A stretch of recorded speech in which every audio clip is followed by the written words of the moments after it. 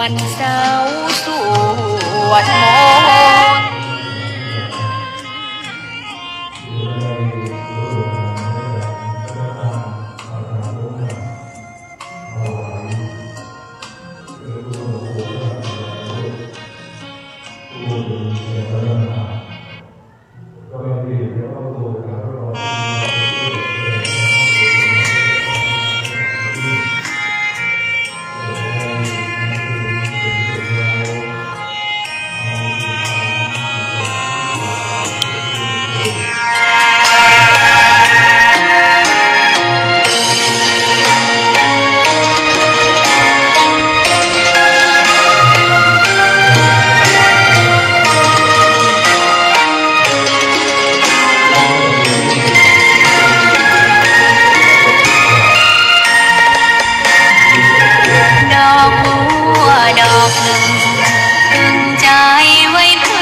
บูชา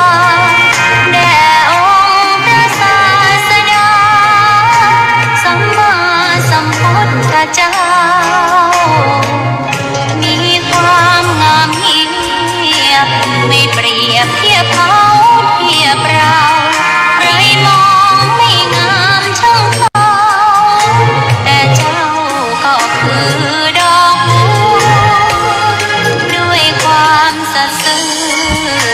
ยึดถือความดีเป็นหลักใครรักไม่รักก็ไม่จงปลักมองเมื่อโผล่พ้นน้ำก็เห็นความงามในตัวไม่ยึดติดในตมชั่วขอเป็นดอกบัวดอกดีไม่มองว่าบัวงามเด่นแต่บัวก็เป็นดอกบัวทุกวันอย่างนี้ไม่อยากเด่นดังแต่มุ่งหวังในทางเด่นดีเกิดมาเพื่อสร้างบารมีถวายชีพนี้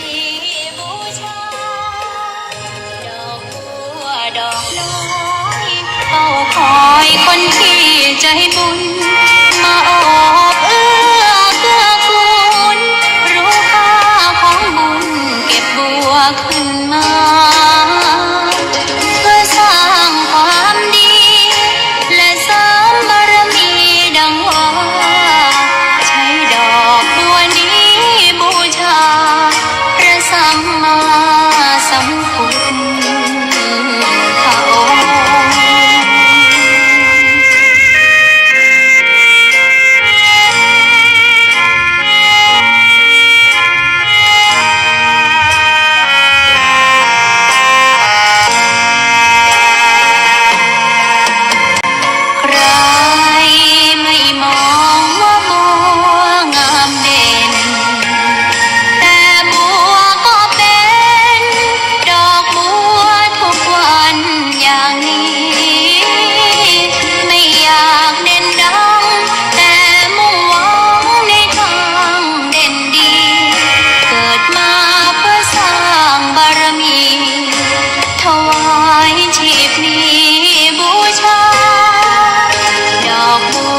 ดอกน้อ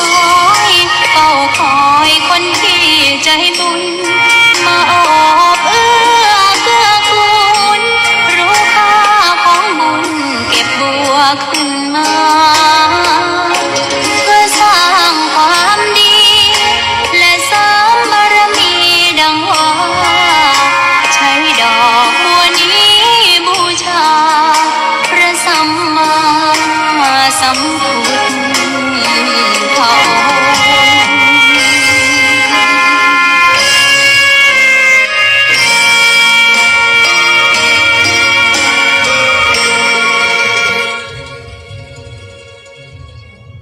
อนอบน้อมต่อพระรัตนตรัยแก้วเจ้าสามประการน้อมเอาคุณพระพุทธเจ้าคุณพระธรรมเจ้าคุณพระสังฆเจ้า คุณพระอรหันตเจ้าอริยสงฆ์เจ้าจูตนจุองค์ได้เมตตาแผ่บารมีมาเป็นนวโลกุตรธรรมปกเก่าเกษาปกห่มรักษาครูบาอาจารย์พระมหาเถระพระเถรานุเถระเปื่อนสหธรรมิกสหพรหมจารีทุกรูปทุกองค์ปกห่มรักษาศรัทธาสาธุชนคนดีเท่าแก่อีป่ออีแม่ตั้งหลายทุกท่านทุกคนที่ติดตามรับฟังรายการสาระธรรมยามค่ำตั้งสถานีวิทยุเพื่อการศึกษาวิทยาลัยสงฆ์นครลำปางและสถานีวิทยุในเครือข่ายคลื่นสีขาวเพื่อชาวประชาซึ่งออกอากาศจากวัดบุญญาวาสวิหารพระอารามหลวงโดยเมตตาบารมีของครูบาอาจารย์หลวงพ่อท่านพระครูอนุศาสตร์วรธรรมเจ้าคณะอำเภอเมืองลำปางสมปานเจ้าอาวาสวัดบุญญาวาสวิหารพระอารามหลวงได้เมตตาสถานที่ตั้งสถานีทีมงานสถานีวิทยุซึ่งประกอบไปด้วยผู้อำนวยการสถานีดร.จิรศักดิ์ปันลำดร.แอมพัชริยาฟองจันตาน้องนัทสถาพรสุธาคำน้องดิวอนุพงษ์ตาจินะได้ร่วมด้วยช่วยกันดูแลสถานีฮือกับครูบาอาจารย์พระนักจัดรายการทั้งหลายได้มีโอกาสมาดำเนินรายการจัดรายการตั้งสถานีวิทยุวิทยาลัยสงฆ์นครลำปางของเฮาที่นี่โดยความเรียบร้อยทุกวันนะศรัทธาญาติโยมอีพ่ออีแม่ทั้งหลายก็วันนี้นะเป็นวันที่14เดือนกุมภาศักราชพระพุทธาได้2568พระวาสาวันนี้ถ้าตามสากลเปิ้นก็ว่าเป็นวันแห่งความรักเนาะเฮาก็คงหลายๆท่านหลายๆคนก็อาจจะถือหีบถือห้อยของตังฝรั่งบางค่าเป็นวันแห่งความรักโดยเปิ้นโดยแต่วันนี้วันแห่งความรักก็เป็นวาเลนไทน์เลือดได้ฟังข่าวจากที่เปิ่นลงข่าวสารกันในข่าวต่างๆปรากฏว่าวันนี้สามีขออนุญาตภรรยาไปกินข้าวกินปลากินเหล้ากินยาตั้งนอกบ้านภรรยาบ่ฮื้อไปวันแห่งความรักกินข้าวด้วยกันในบ้านนี้บ่ฮื้อไปทะเลาะเบาะแว้งกันศรัทธาตัดสินใจที่บรรดาจะทำเลยก็คือเอาปืนมายิงผู้เป็นภรรยาจนเสียชีวิตตัวเองก็โมโหเหมือนกันเนาะฆ่าตัวตายตามภรรยาแต่ว่าเคราะห์ดียิงอย่างไรบ่ฮู้ตัวเองบัดตายซะกรรมก็ต้องรับโทษตามกฎหมายต่อไปทำความผิดก็ต้องรับโทษตามกฎหมายเนาะศรัทธาญาติโยมอีพ่ออีแม่ทั้งหลายพบปะกันวันนี้ก็จะปาศรัทธาญาติโยมไว้พระสวดมนต์ก่อนเนอะกราบพระพร้อมกันกราบ1พุทโธเมนาโถกราบ2ธัมโมเมนาโถกราบ3สังโฆเมนาโถ อิมินาสการเรนะพุทธังอภิปูชยามิอิมินาสการเรนะ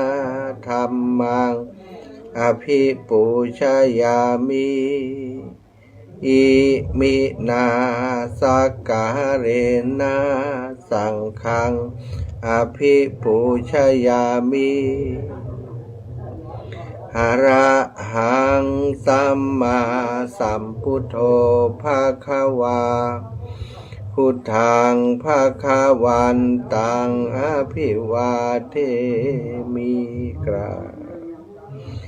สวากขาโตภะคะวะตาธัมโมธัมมังนะมัสสามิกราบ สุปฏิปันโนภะคะวะโตสาวกสังโฆสังฆังนะมามิครับ นะโมตัสสะภะคะวะโตอะระหะโตสัมมาสัมพุทธัสสะนะโมตัสสะภะคะวะโตอะระหะโตสัมมาสัมพุทธัสสะนะโมตัสสะภะคะวะโตอะระหะโตสัมมาสัมพุทธัสสะพุทธังสารนังกัจฉามิธัมมังสารนังกัจฉามิสังฆังสารนังกัจฉามิตุติยัมปิพุทธังสารนังกัจฉามิตุติยัมปิธัมมังสารนังกัจฉามิตุติยัมปิสังฆังสารนังกัจฉามิตติยัมปิพุทธังสารนังกัจฉามิตติยัมปิธัมมังสารนังกัจฉามิตติยัมปิสังฆังสารนังกัจฉามิอิติปิโสภะคะวะอะระหังสัมมาสัมพุทโธวิชชาจารณะสัมปันโนสุขโตโลกวิทูอนุตตโรปุริสธรรมะสารทิสัทธาเทวะมนุษสานังพุทโธภะคะวะติสวะคาโตภะคะวะตาธัมโมสันทิฏฐิโกอากาลิโกเอหิปัสสิโกโอปนัญญิโกปัจจตังเวทิตัพโพวินยูหิติสุปฏิปันโน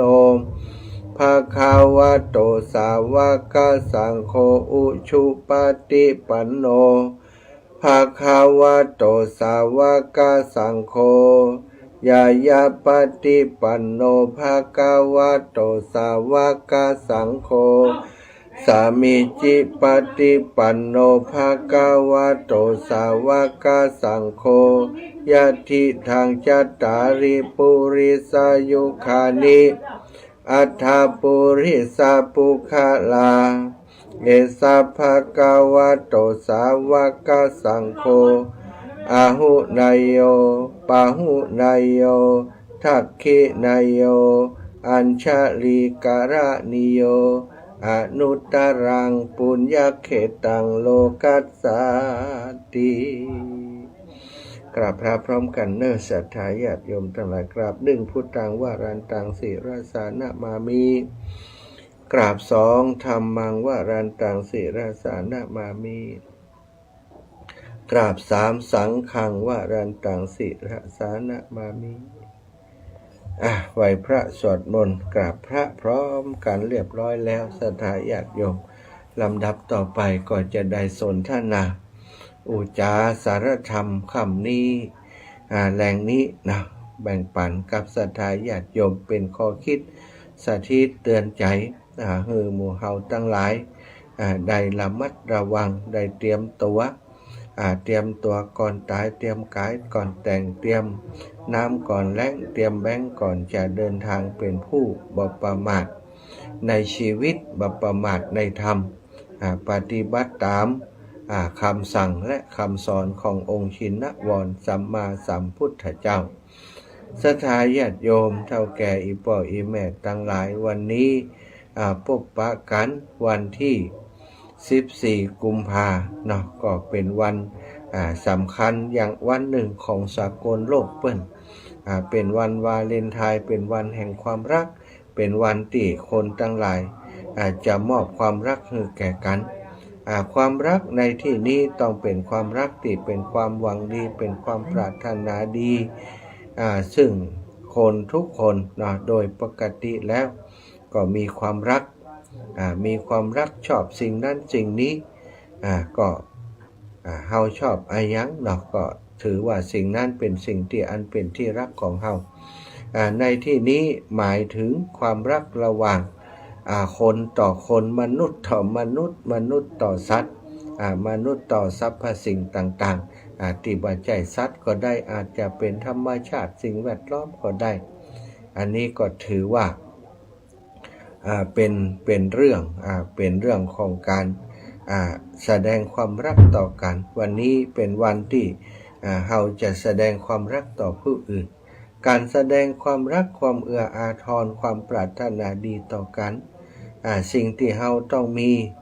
เสียก่อนเราจะฮื้อยังแก่ภัยก็ตามศรัทธาญาติโยมเราจะต้องมีสิ่งนั้นเสียก่อนถ้าเราบ่มีสิ่งนั้นเราจะเอาอย่างไปฮื้อเพิ่นเนาะ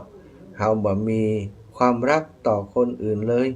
แล้วเราจะเอาความรักที่ไหนไปฮื้อคนอื่นความรักระหว่างหญิงชายก็มีหลายขั้นหลายระดับศรัทธาความรักที่เปื้อนมีต่อเปื้อนที่ผู้หญิงผู้ชายมีต่อกันอาจจะเกินความเป็นเพื่อนอาจจะเป็นคนที่มีจิตปฏิพัทธ์ต่อกันมีความรักต่อกันที่เกิดขึ้นโดยบุพเพสันนิวาสมาพบมาปะกันก็เกิดความรักขึ้นอันนี้ก็เรียกว่าความรักที่เกิดขึ้นโดยบุพเพสันนิวาสความรักแบบนี้นั้นก็มักจะลงเอยด้วยกันอาจจะเป็นครอบครัวอาจจะแต่งงานด้วยกันก็ได้หรือว่าอาจจะจบลงโดยการมีครอบครัวด้วยกันเนาะอยู่ด้วยกันเป็นสามีภรรยากันอย่างนี้เป็นต้นศรัทธา เมื่อคนเฮามีความรักต่อกันแล้วศรัทธาญาติโยมสิ่งที่แสดงออกในเรื่องของความรักที่มีความรักต่อกันก็คือความห่วงใยความห่วงใยความปรารถนาดีห่วงใยยามคนที่เป็นที่รักของเฮาประสบปัญหามีความลำบากอาจจะเจ็บป่วยเป็นโรคภัยไข้เจ็บต่างๆหรือว่ามีปัญหาอะไรอย่างก็แล้วแต่เมื่อเพื่อนของเฮาแฟนของเฮาคนที่เฮาฮักประสบปัญหาเฮาก็จะต้องมีหน้าที่ช่วยเหลือดูแลประคบประงมต่างๆคนเฮามันบัดแน่บัดนอนเนาะศรัทธาอยู่ด้วยกันดีๆอาจจะเป็นเจ็บเป็นเย็นอุ่นขึ้นมาโรคภัยไข้เจ็บปัจจุบันนี้ก็มีเยอะแยะมากมายบางคนนั้นตอนอยู่ดีมีสุขนี่ฮักกันจะดีแต่ว่าตอนที่ลำบากมาบ่ดูแลบ่พอกอยซึ่งกันและกัน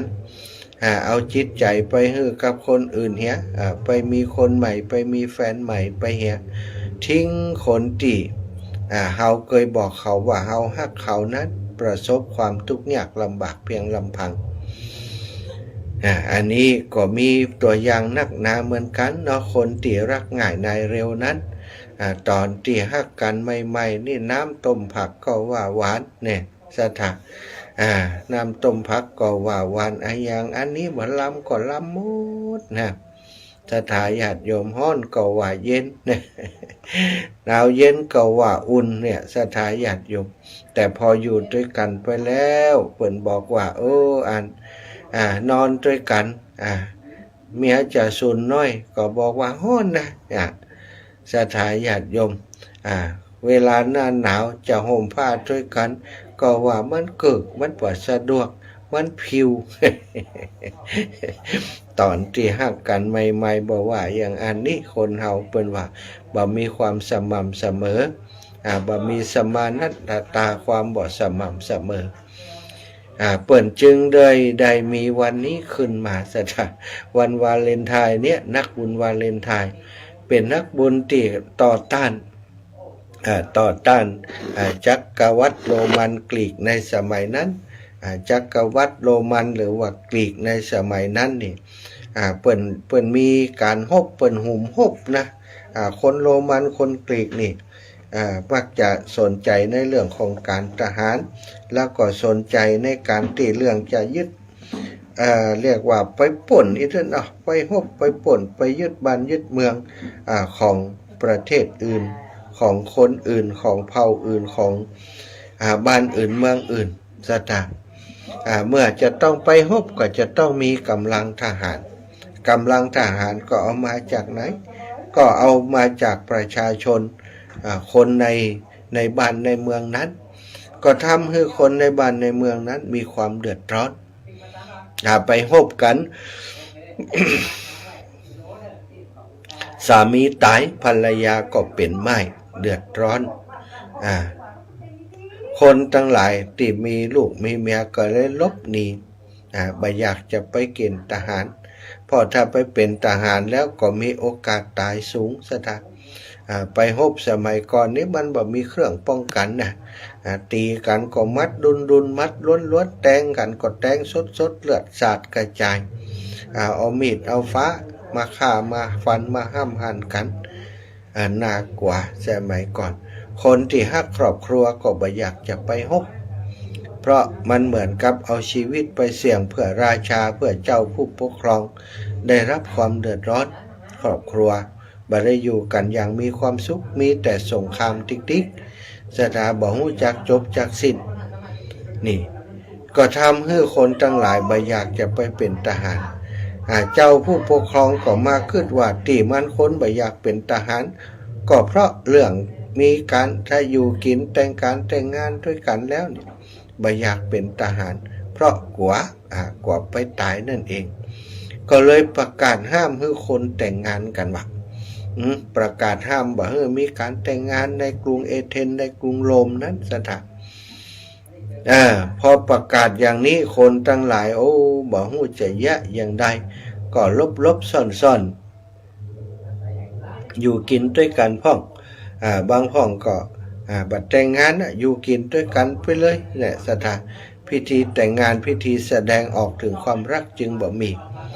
ก็มีนักบุญคนนี้นักบุญชื่อว่าวาเลนไทน์นี่แหละนามสกุลเป็นวาเลนไทน์เปิ้นก็ว่าอย่างอีบ่ถูกต้องธรรมชาติของมนุษย์นั้นจะต้องอยู่ด้วยกันจะต้องอยู่ด้วยกันจะต้องมีความสัมพันธ์มันเป็นธรรมชาติเผ่าพันธุ์มนุษย์จะต้องมีการขยายเผ่าพันธุ์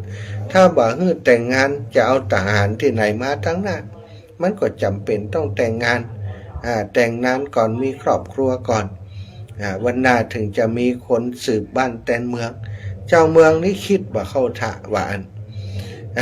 นักบุญวาเลนไทน์ก็เลยเอาคนที่มีความคิดเห็นที่แตกต่างนี้มาประชุมจุ่มนุมกันคัดค้านต่อต้านเจ้าเมืองที่ออกประกาศห้ามคนทั้งหลายนั้นก็มีคนจำนวนมากศรัทธาญาติโยมหันตัวกับนักบุญวาเลนไทน์นี้หันตัวว่าคนเฮาจะต้องมีความรักต่อกันคนเฮาจะต้องอยู่กันเป็นครอบครัวสามีภรรยาผู้หญิงผู้ชายจะต้องแต่งงานกันตามธรรมชาติตามเผ่าพันธุ์ของมนุษย์จะมาห้ามให้บัดแต่งงานนั้นเป็นไปบ่ได้บ่ใจลายนี่สถานก็ออกมาคัดค้านออกมาต่อต้านเมื่อคนมาคัดค้านคนมาต่อต้านนักเข้าเจ้าผู้ครองเมืองก็เดือดร้อนเหมือนกันไอ้นี้มันบ่ฟังคำสั่งเฮานี่คำสั่งเฮาคือกฎหมายเฮาที่ใหญ่ที่สุดนะกฎหมายก็เอาพระราชาเป็นใหญ่สถานต่อต้านก็ยับไผต่อต้านก็ยับนักบุญวาเลนไทน์ไปฆ่าไปประหารก่อนจะถูกประหารนั้น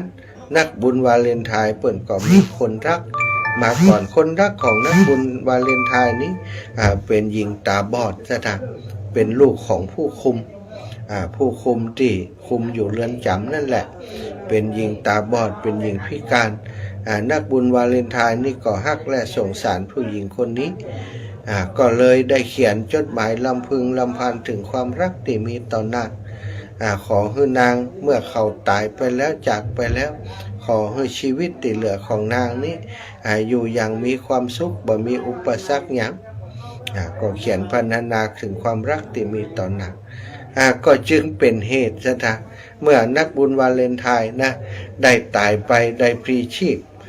เพื่อคนทั้งหลายได้ต่อต้านกฎหมายฉบับนี้ซึ่งต่อมาก็มีคนที่เปิ้นหันตัวกับนักบุญวาเลนไทน์นี้ก็ออกมาคัดค้าน กฎหมายฉบับนี้ของพระราชาและก็พระราชาในกรุงโรมนั้นก็ยกเลิกคำประกาศนี้ไปในที่สุดสถานก็เท่ากับว่าความรักชนะธรรมะก็ชนะอธรรมได้แม้มันจะต้องสูญเสียใจจ่ายต่อความชนะนี้โดยราคาที่แพงโดยชีวิตของคนหลายๆคนเมื่อถึงวันที่14กุมภาคือวันที่นักบุญวาเลนไทน์นี่ถูกประหารจึงได้มีการจัดกิจกรรมอันนี้เกี่ยวเนื่องกับวันวาเลนไทน์ขึ้นสถานก็ถือว่าเป็นความรักสากลความรักเป็นของสากลต้องเป็นแต่ว่าความรักในที่นี้ต้องหมายถึงความเมตตากรุณาความปรารถนาดีต่อกันเนาะความเมตตาความกรุณาพระพุทธเจ้าพระพุทธองค์ก็ทรงตรัสสอนให้คนเฮาทั้งหลายมีพรหมวิหารธรรมอยู่โดยวิหารธรรมเมตตากรุณามุทิตาอุเบกขาจำเป็นจะต้องมีในกมลสันดานของทุกๆคนเมื่อเฮามีความเมตตามีความรักอยู่ในตนอยู่ในตัวความรักที่เฮามีอยู่นั้นก็สามารถแบ่งปันไปให้คนอื่นที่แน่ๆก็ต้องมีความรักก่อนซะท่าความรักความปรารถนาดีต่อตัวเฮาต่อบุคคลอื่นความรักคืออายักความรักก็คือสิ่งที่แสดงออกในด้านความห่วงใยห่วงหาอะไรช่วยเหลือเกื้อกูลมีความปรารถนาดีต่อกันสิ่งเหล่านั้นชื่อว่าความรักความรักของหนุ่มของสาวเคยเป็นหนุ่มเป็นสาวมาอาตมาเป็นวัยรุ่นเป็นละอ่อนมาก็มีความรักแบบวัยรุ่นแบบหนุ่มแบบสาวสมัยก่อนเขียนจมจดหมาย เขียนจดหมายส่งจดหมายให้กันซะท่าบางเถื่อก็ไปโรงเรียนจากนั้นบางเถื่อก็ไปโรงเรียนไปปะเปื่อนปะฝูงปะเปื่อนที่เป็นเพศตรงข้ามก็อาจจะฮักกันสมัยก่อนนี้เปิ้นเขียนจดหมายน้อยจดหมายก้อมส่งให้กันเนาะหรือว่าบางทีมีเพื่อนต่างบ้านต่างจองมีคนงามอยู่ต่างบ้านต่างจองสมัยก่อนเปิ้นก็เขียนจดหมายส่งให้กันส่งทางไปรษณีย์ศรัทธาก็คงเคยเนาะบางคนนี่เปิ้นเขียนจดหมายให้กันจนเก็บสแตมป์ได้นะศรัทธาเก็บสแตมป์ได้กันจัดนักเก็บสแตมป์สะสมสแตมป์ไว้เป็นอัลบั้มเลยมีแฟนอยู่ต่างจังหวัดอยู่ต่างประเทศเปิ้นเก็บสแตมป์สมัยนี้มีละเนาะศรัทธาเอ้ยสมัยก่อนนั้นมีอยู่เก็บจดหมายเก็บจดหมายไว้จดหมายจากแฟนคนนี้แฟนมีหลายคนเห็นแล้วเนาะบางคนนี่มีหลายคนบางคนก็มีคนเดียวสมัยก่อนเพิ่นวัดตัวพ่อตัวแม่เนาะ ยุคอีพ่ออีแม่ยุคที่ยังบ่มีการเขียนจดหมายคำเตือนก่อนน่าจะมีสมัยก่อนนี้เพิ่นไปแอวสาวกันเนาะคนสมัยก่อนมีความไปแอวสาวมันบ่มีการมีงานที่จะทำให้คนได้มาพบปะกันบ่เหมือนยุคสมัยนี้ยุคสมัยก่อนทำไร่ทำนาจะมาพบมาปะกันนี่ยากศรัทธาญาติโยมบ่มีการมีงานอย่างที่จะทำให้พบปะกันเข้าสลากเตื้อก้าอย่างไร ถึงจะพบปะกันฉะนั้นเพิ่นเลยคนสมัยก่อนเพิ่นก็ไปแอวหากันเนาะตามแค่ตามกลมไปแอวหาสาวต่างบ้านต่างจองนี่ก็ไปเจ้าไปเจ้าถ้าบ่อันก็ถ้าไปกลางคืนก็ตามแข่กันไปตามแข่ก็คือไม้เปิ่นเอามามัดรวมกันไม้บัว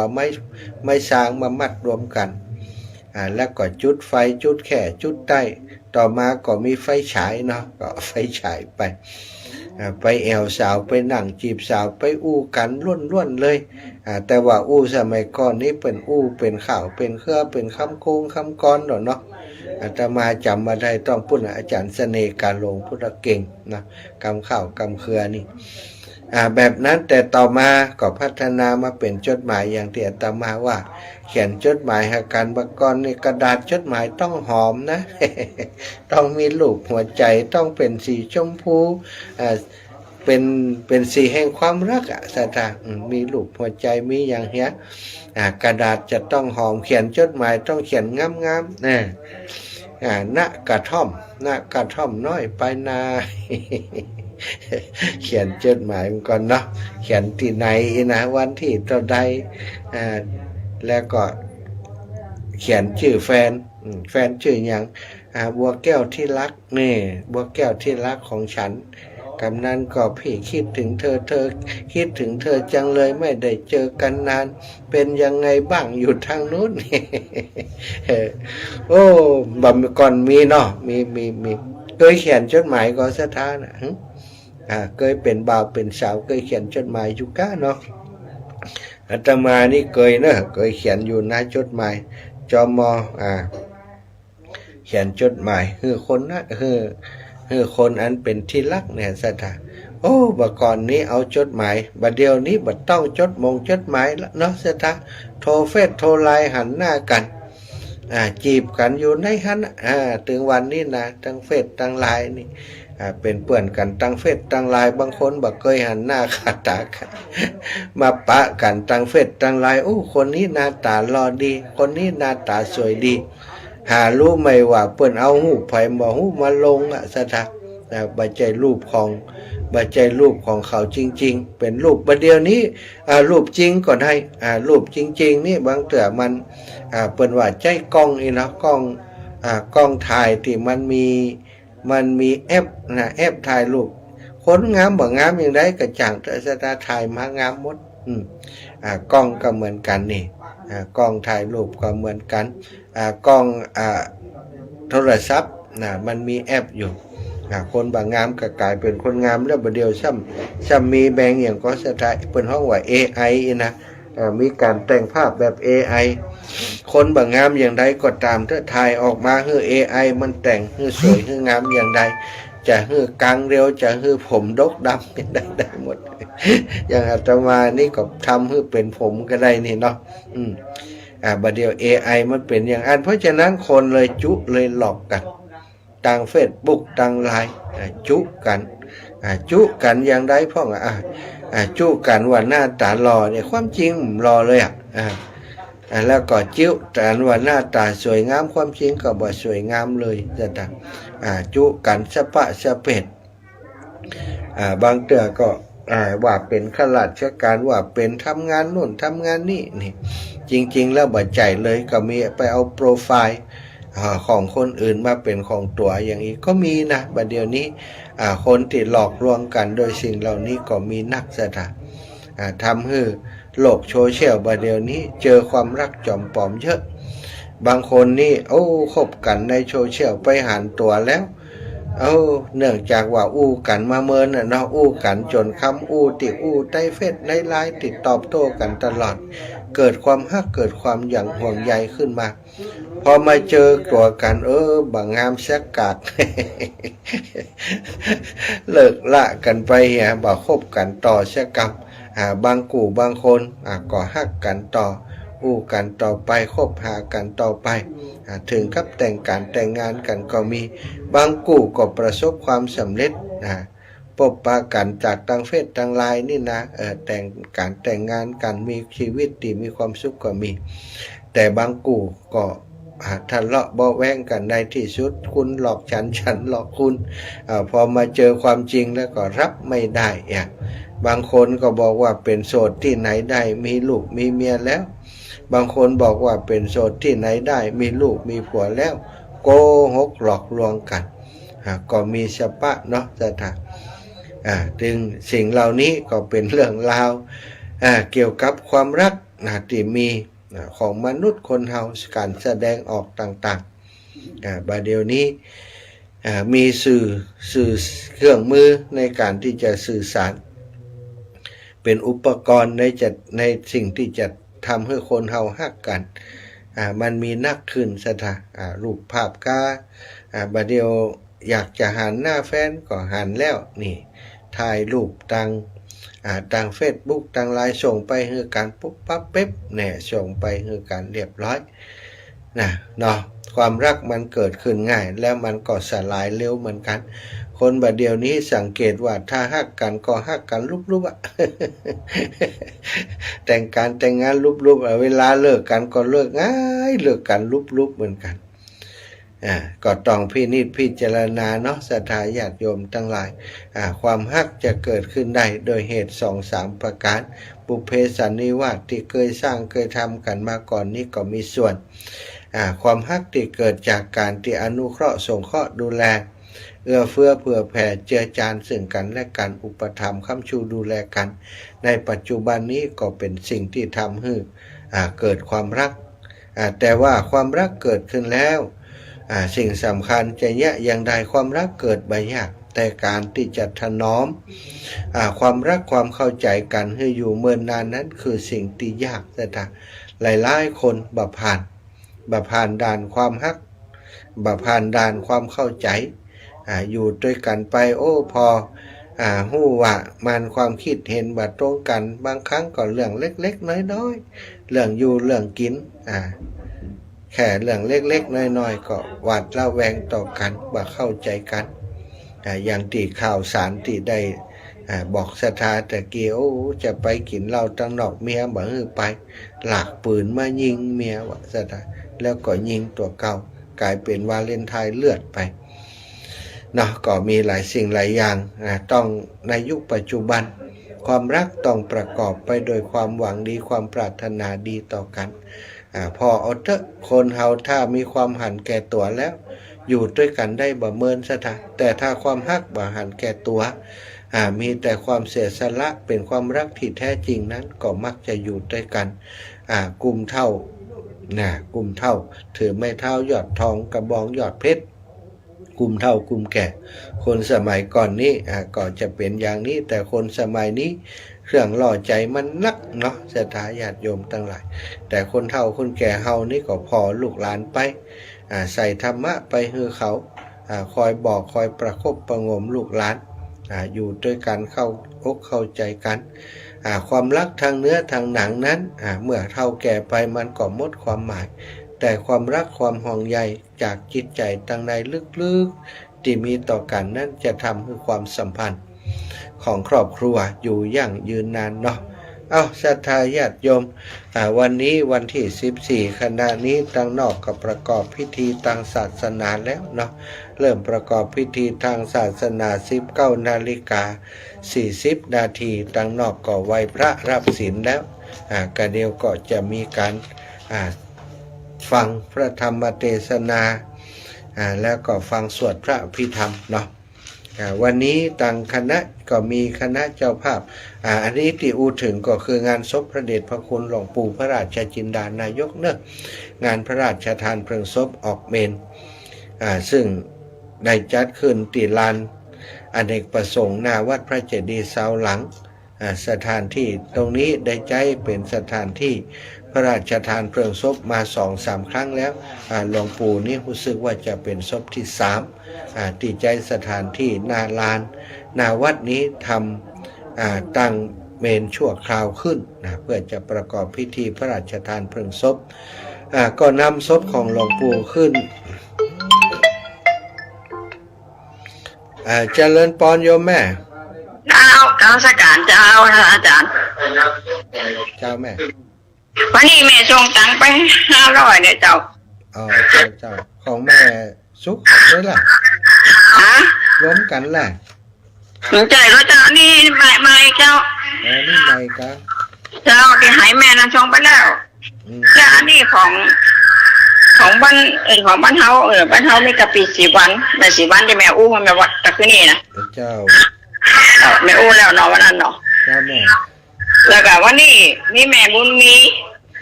มอสีใจบ้านมอแม่บุญมีเจ้าบุญมีมอสีใจเจ้าบ้านมอ2ย่างละ100เจ้าถวายสังฆทาน100แล้วก็ถวายลงทาน100เจ้าแม่เจ้าแล้วแม่สุพรรณยาปิงแม่สุพรรณยาปิงที่แม่ก็เขียนในโทรศัพท์แม่ฐานะแล้ว2 อย่างละเถียว2 อย่าง100 บาทอย่างละ50 บาทเจ้าเจ้า ครับแล้วก็แม่สำโรยตาเทียนตาเทียน ก็อย่างละ50 บาทเจ้า แม่สามรวยตาเขื่อนเนาะ บ้านมอเจ้าบ้านมอสามท่านนี่บ้านมอเนี่ยเจ้า บ้านมอมุดต่อเจ้า เจ้าบ้านมอหมดเจ้า เจ้า โทรมาบอกให้แม่มแรงนี่ อ๋อเจ้า แม่ก็เลยโทรให้หลานส่งให้ส่งไปแล้ว มีอยู่3 คนเนาะ 3 คนเจ้า แต่แม่คุณมีหม้อสีแดงบ้านมอ100 ครับ 100คูณ100แม่สุพรรณเนี่ยเป็น50คูณ50แม่สำรวจตาเขื่อน50คูณ50เนาะ เจ้าแล้วก็แม่ชูเจ้าแม่ชูพันมันแรงนี่100เดียวแล้วก็สังฆทานที่แม่ส่งไปให้ทานก็ว่าแล้วเนาะ เจ้าแม่ แต่แม่ทานได้อ่านกันแกทานจะได้อ่านกัน เจ้า เจ้าอ่านเจ้า สัตว์ตัวนั่นแม่เนาะ เจ้าเจ้า ถ้าเขาเปิดวิทยุไปตัวเสียงมันจะดังก้องมาเนอะสัตว์อีแม่ปิดวิทยุกำนะแม่เนอะปิดวิทยุก่อนเนอะเจ้า5884ปิดวิทยุกำเจริญพรแม่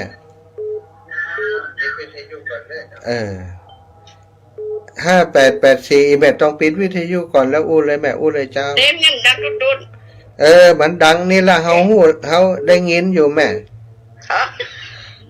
อันแม่จะหอมมันแม่สวิงมหามิตรนะ เจ้า มันสิจะใส่นะแล้วแม่จะหอมก๋วยเตี๋ยว200แล้วก็จะหอมอย่างก็เก๋อย่างก็ สังเขต สังเขต100แล้วแม่จะหอมไป300แล้วแม่จะพากเผ็ดก็ประจืนไปแล้วก็แม่จะทำน้ำพริกพักนึงพากไปละอ่อนมันดื้อมันไป จำเป็นยังแม่ เด้อ เจ้าแม่สวิงมหามิตรสังเ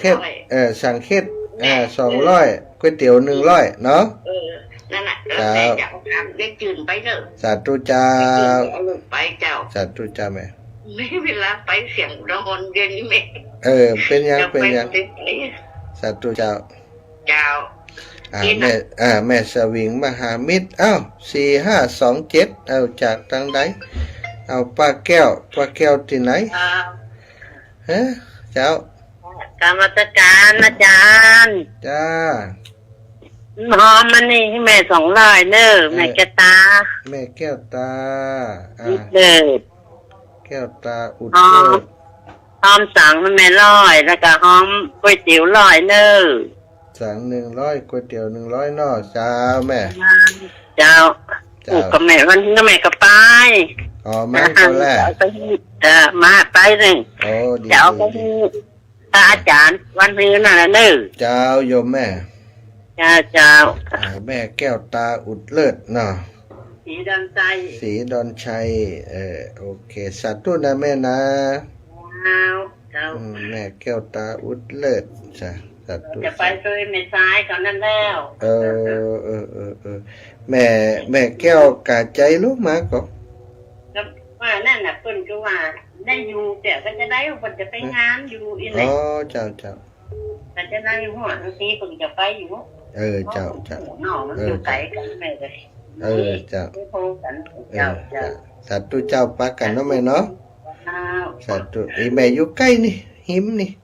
แม่จันดีเท่ามณีว่ายังได้ไว้สารเจ้า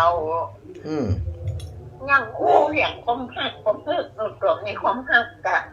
มีกรรมก่อนเป็นบ่าวพุทโธไม่กันไก่หัวนี้คนเดียว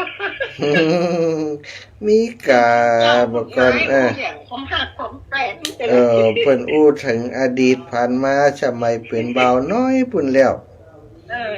อันกะคิดถึงอดีตจดหมายน้อยอีกะเขียนอยู่หิมตงกระท่อมน้อยไปนาอีหล่มก่อนแล้วบัดนี้ห้ามมีเจ้ามันบัดนี้สาธุน้ำมีอย่างอื่นแหละโอเคสาธุจ้าสาธุแซวกันเล่นมาได้ ศรัทธาญาติโยม7100ไผนี่7100โทรมาได้เด้อไผที่โทรบ่ติดก็โทรมาแถมใหม่โทรแล้วโทรแฮมเพราะว่าโทรศัพท์นี่เวลาโทรมาหลายๆคนมันบ่ค่อยติดเนาะแม่อำพรแซ่บูเงินคุณหมอมาแล้วนะคุณหมอโอนมาเงินแล้วแม่อำพรแซ่บูแม่อำพรแซ่บูร่วมบุญลงทานก๋วยเตี๋ยวก๋วยเตี๋ยว200สั่ง100แม่อำพรแซ่บูนี่อยู่ปูนซะทะแม่สายพุ่นก๋วยเตี๋ยว100สั่งเค็ด200สาธุมีดูในนิดด้วยแม่บัวลอยสายเขียวแม่สุวรรณจันทร์แสงทองบ้านนางแลแม่สุวรรณจันทร์แสงทองบ้านนางแลแม่บุญมีหม้อสีใจบ้านหม้อลงทาน100สังฆทาน100แม่สุพรรณย่าเปงบ้านหม้อรวมทั้ง2อย่าง100บาทถึง2อย่างแม่สำรวยตาเทียนรวมทั้ง2อย่าง100แล้วก็อย่างละ50เด้อ400เสร็จแล้วโอนมาเรียบร้อยขอบคุณอาจารย์แม่บัวลอยสายเขียวพร้อมกับลูกหลาน200บาทเจ้าบ้านนางแลหางชัดเจ้าแม่ซองสุกแลกันทะพร้อมลูกหลาน200บาทเจ้าโอนมาเรียบร้อยเป็น400สาธุอนุโมทนาบุญกับโยมแม่เด้อแม่บัวลอยฝากพระแม่ย่าเล็กปาวลีไว้สาเจ้าเดือนนี้เป็นเดือนเกิดเจ้าขอทำบุญโดยเป็นสะพานคือท่านผู้อยากมางานเหมารถมาด้วยกันส่วนวันเกิดวันไหนรอไปก่อนด้วยเจ้าไหว้สาให้ยะคุณโยมกนกพิษชัยนาส่งรูปหลานน้อยมาให้ดูสาธุเด้อบุญรักษาศรัทธาญาติโยมมีแหมขอโทษสายจากตอนนี้ 19:48 นาทีก็ยังพอมีเวลาเนาะคือศรัทธาญาติโยมได้โทรเข้ามาถ้าบ่มีไผโทรก็จะแจ้งยอดสำหรับศรัทธาญาติโยมที่ร่วมบุญมาเน้อแม่อุไรวันมโนคำก๋วยเตี๋ยว100บาทป่อสมศักดิ์แม่จันพลอย100บาทแม่บัวไข่กิ่งกั๊บ50บาททอมสั่งมาแม่บุญเทียมอุดกระจ่างนะ100บาทสาธุเจริญพรแม่ย่าแก้วสิงแก้วโทรเพิ่นได้แม่ชื่อหยังเซลได้แม่เซลได้เขียนจดหมายจ้างก็น่ะแม่เขียนจดหมายสมัยแม่เขียนจดหมายอะไรเขียนมีแฟนนักก่อนมีแฟนนักก่อนแต่อันเขียนจดหมายนี่มีแฟนนักทุกต่างโลกของหันสมัยก่อนเป็นวัดตัวป่ออีกเนาะนิดตัวป่อเป็นวัดตัวป่อตัวหามันนั่งเขียนหามันนี่เซลลูกได้เลยเซลแต่น่ะแต่นะกรรมก่อนอีแม่ก็มีแฟนหลายก็น่ะแม่ก็มีแฟนหลายกันเขียนจดหมายเอาไว้จัดถูกจัดถูกนะวันวาเลนไทน์ก็อู้เรื่องเนี่ยกันเนาะจัดถูกเจ้าเป็นกำลังใจเด้อเจ้าอีแม่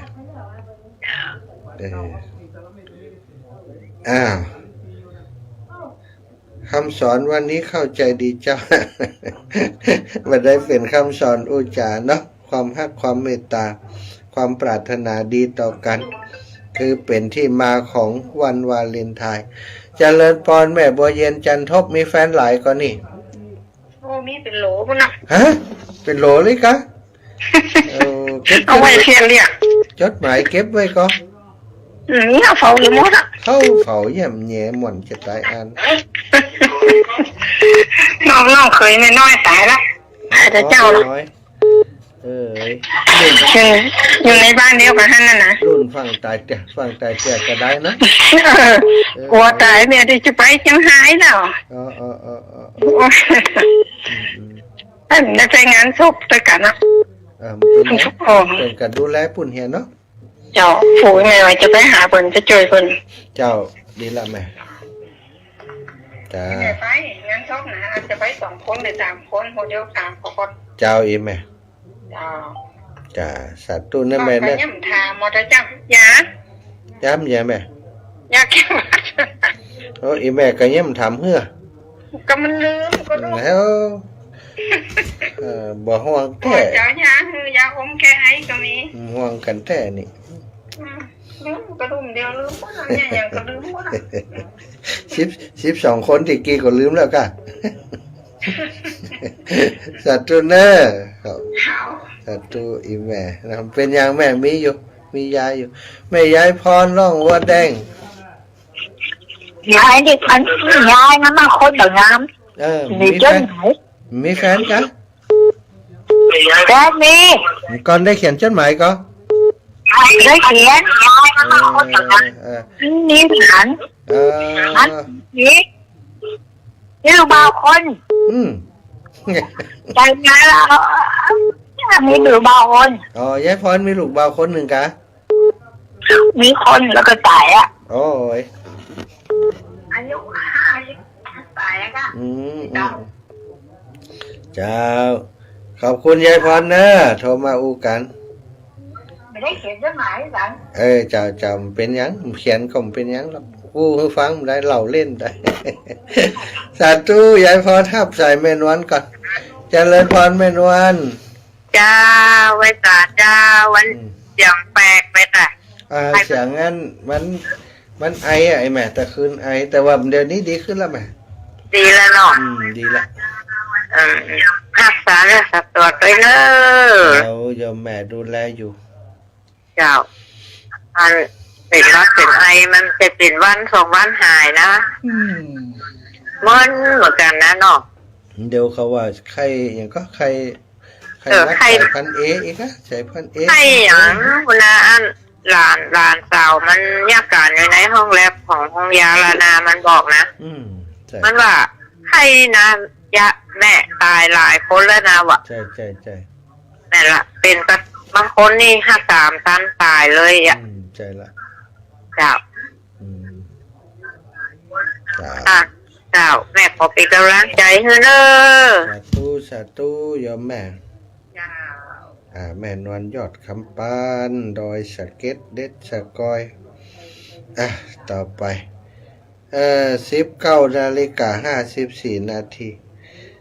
สถาญาติโยมไผจะโทรมาแม่เทียนแก้วหนองยางแม่ทะแม่เทียนโทรมาแถมไม้แม่เทีย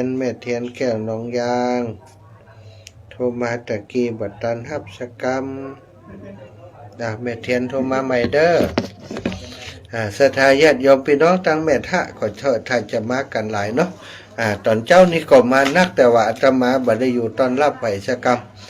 ไปนั่งเขียนนั่นไปนั่งเขียนป้ายอันลงทานให้เปิ้น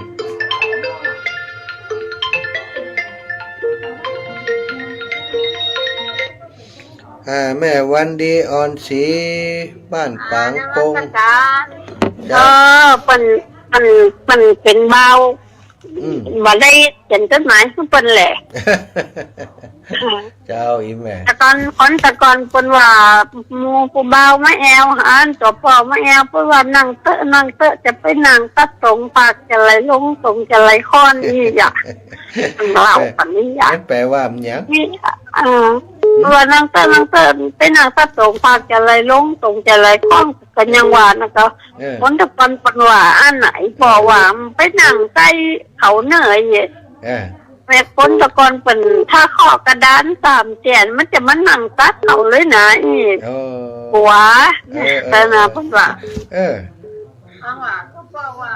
นี่นั่งแล้วไปแอมลายกินปลาบ่ได้จังกบเป็นด้วยอย่างฟังแม่เขาฟังเขาฟังคนอู้กันเป็นสาวลูกเจ้า อ้าว สมวันตอนนั้นเนาะ สาธุเด้อก ำลังใจป้าจัน